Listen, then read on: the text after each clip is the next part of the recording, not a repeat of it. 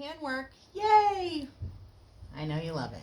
All right, so we sewed the binding on and we're ready to do the handwork. So what I do is I take a length of thread, about 4 feet give or take, and I thread my needle and I double it, okay?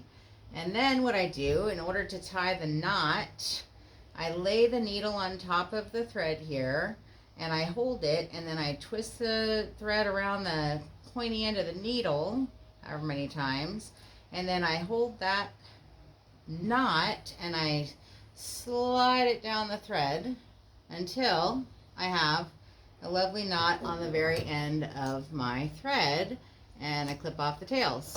There you have a perfect knot. All right, now after I do that, I park the needle for a minute because I'm going to have to put my clips on. So I do my hand binding with the thimble because I don't like punching holes in my fingers, and I have exactly 3 of these little snappy hair clips. Nothing fancy. I'm sure you can probably buy them at the dollar store. Occasionally these will pop loose, but they last a good long time. All right, so 3 clips. Now I'm going to start just to the right hand side of a corner, because when I sew my binding on, I like to do a corner first, because after I've done all 4 corners, I know that home stretch is just a straight run and there's not another corner left, thank goodness, because usually by the time I get to the 4th side, I'm pretty well done with it. So I'm going to go just this side of the corner, right?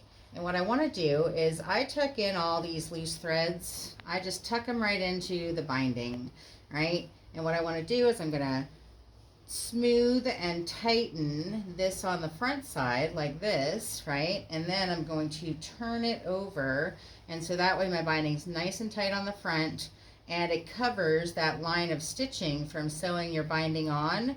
That's covered by your binding. Now, in previous videos I told you that I cut my binding at 2 inches, and that means that I have to put my binding tight, otherwise it's not going to cover that line of stitching. But the bonus is that if you do have a quilt judge, usually the judges look for that full binding, and there's no other way to make it except for full when you cut a binding that's small.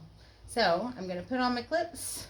I've got 3 of them, so I clip that down tight, and then I clip it the next one, and then I go over to the corner and I make sure that that's nice and tight, and I go ahead and apply that 3rd clip right there. So that's what you have, is 1, 2, 3 clips, and look at how small that binding is on the front. So now I'm going to grab my needle over here, and I am going to insert my needle into just the edge of the quilt on the other side of that line of stitching, just to get it anchored, right?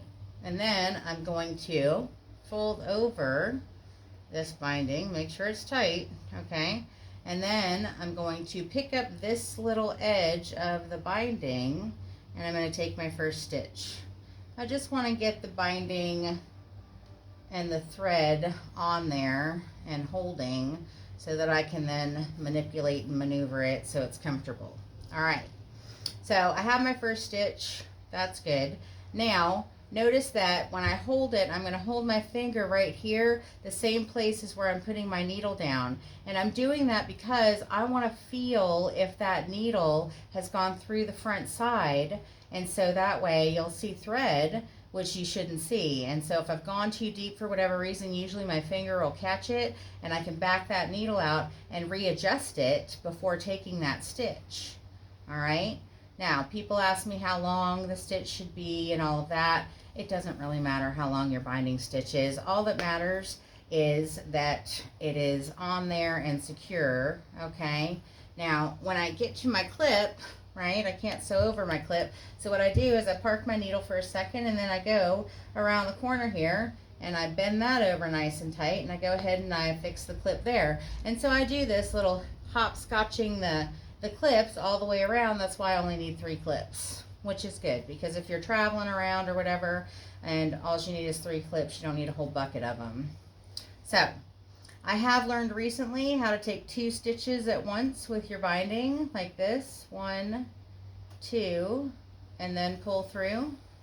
And so if you get at your binding and you want it to go a little bit faster, the 2-stitch thing seems to make it go along pretty darn quick, which I love handwork, but not everybody does. So faster sometimes better, sometimes not.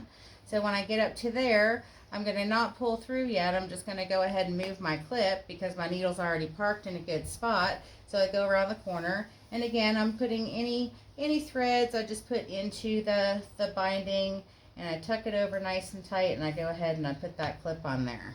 And then I'm going to come back over here, and I'm going to keep on going right up to that corner.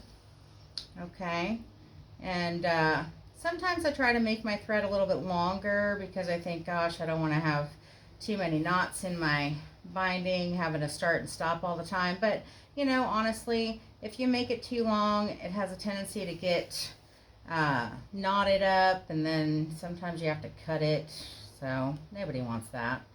Anyway, so right up to the corner here, and then you want to make sure that you're pulling your stitches. You can kind of see as I do it that you're pulling your stitches nice and tight, and you really shouldn't see the thread hardly at all. Of course, it's good to match your thread color, but so I'm going to take a second here, move my clip around the corner, right, just like that, and clip it. And now I'm coming up to my corner. Now, just like the front side, how we folded it when we were sewing the binding to the quilt, and we wrapped it like a present, right? We're going to do the same thing back here. We are going to put this side out like that. We're going to make this nice and flat, right? Make this nice and flat, and then we're going to fold this side over. Now what we're looking for is a nice point, all right?